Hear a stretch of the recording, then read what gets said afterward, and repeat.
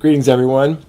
I'd like to welcome you to the third video installment of Archetypes in the News, and I thought we would take a break from the political bewilderment because we know there will be plenty of it to come in the next few weeks, and celebrate the successful launch of the heavy Falcon 9 SpaceX vehicle that launched Elon Musk's Tesla Roadster into orbit around Mars today, and it also performed a feat never done before, which landed 3 of the booster rockets, the D3 booster rockets, safely back on Earth to be reused again, which is quite a technological feat. And you see lots of technological feats and the history of flight and scientific discoveries and breakthroughs of all kinds with the Jupiter-Uranus combination. And Uranus relates to flight and breakthrough and discovery and technological feats, and Jupiter is success, and it supports whatever it's in relationship. So you often get successful technological breakthroughs and successful experiments during Jupiter-Uranus alignments. So to begin, the first successful balloon flight, by the way, this is all chronicled, and most of it in Cosmos and Psyche and the Jupiter-Uranus section. And this was the first balloon flight, which was invented and took place during a Jupiter-Uranus opposition of 1783. And then the first glider flights by the Wright brothers took place during the Jupiter-Uranus conjunction at the beginning of the Uranus-Pluto opposition of the turn of the century. And the next major alignment, or one of them, was the first flight across the Atlantic Ocean by Charles Lindbergh during 1927, took place during a Jupiter-Uranus conjunction, which also corresponded to the Solvay Congress and the quantum mechanics revolution, the quantum leap, which you see the quantum discoveries, breakthroughs, firsts of all kinds, and Yuri Gagarin at the beginning of the Uranus-Pluto conjunction of the 60s, after the opposition of the turn of the century, at the beginning of the Jupiter-Uranus opposition in 61 through 63, was the first human to orbit the Earth during that Jupiter-Uranus conjunction. And then the United States, NASA, orbited the Earth for the first time, took the first Earth shot, orbited the Moon, took the first Earth shot, and that was in December of 68, and during a Jupiter-Uranus conjunction at near the end of the Uranus-Pluto conjunction of the 60s. And of course the moon landing also took place during a Jupiter-Uranus conjunction.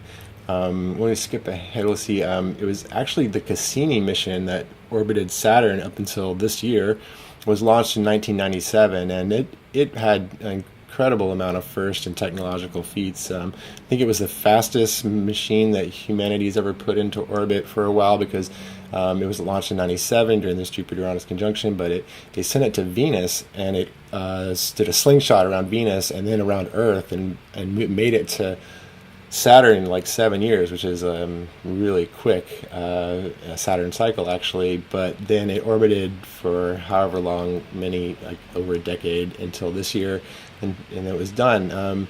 So the next alignment after the Cassini mission was the first civilian-funded manned spaceflight, which took place in June of 2004. This was Richard Branson's Spaceship One.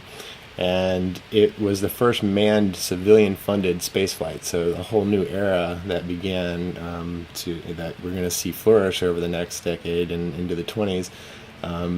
It began during this Jupiter-Uranus opposition. And what's interesting is the first Falcon 9 launch took place June 4th, 2010, during the last Jupiter-Uranus conjunction. And today's launch took place during a Jupiter-Uranus opposition. So it looks like it's out of orb. It's like 23, almost 34 degrees out of orb. But what happens is it's in a field effect.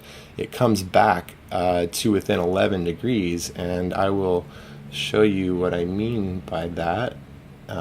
If we move it back or forward in months up to July, you'll see that Jupiter comes to, it says 12 degrees here, it's within 11 degrees of the opposition. So it's still within the field.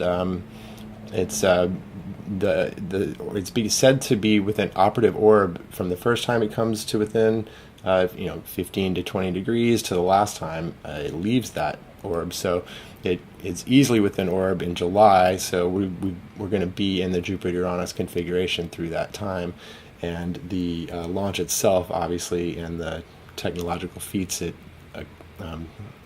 broke through are definite signs of it. So here we are. This is the launch of the Falcon 9 Heavy launch, and we'll take it from here.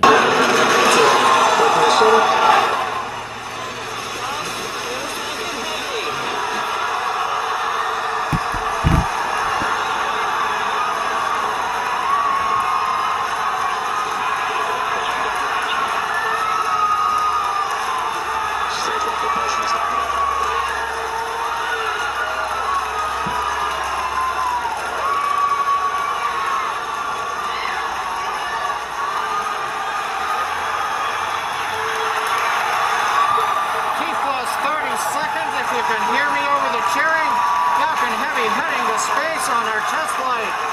Building on the history of Saturn V Apollo, returning pad 39A to interplanetary mission. We're getting ready to throttle down for Max Q. So what you're hearing is the people who worked on the rocket for SpaceX. They're obviously extremely happy for all the work they put in to the launch. And what I'm going to do is I'm going to fast forward up to where the booster rockets separate, and then we'll take a look at the landing as well. The M1D engine performance is nominal. Impact engine says begun. Side boosters, decoy. Center, so you can see this from land.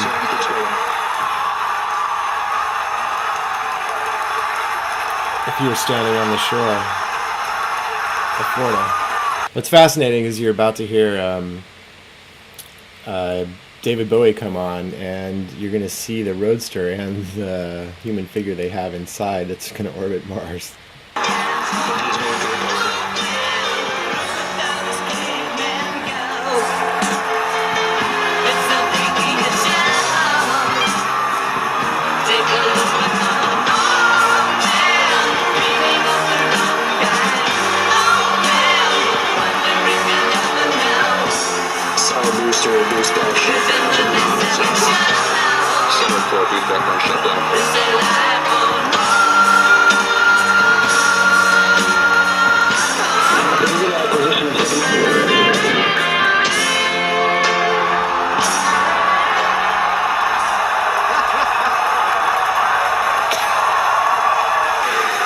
You can see the edge of Cape Canaveral in both of the side booster cameras as those are coming in. PY and NY side boosters have saved. Center core entry burn shutdown. And even though those look very similar, those two boosters views, those are actually representing different boosters. And they're headed towards Earth. They're about to begin their landing burns. We'll hopefully be able to bring you nice footage of that. Both side boosters transonic. And watch for the landing lights deploy at the tail end of that landing burn.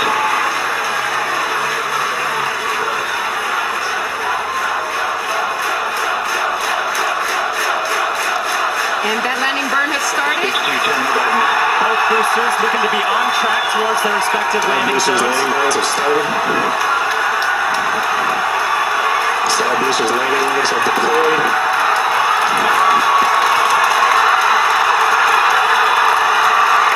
And the Falcons have landed. LZ1 and LZ2, both side boosters have touchdown.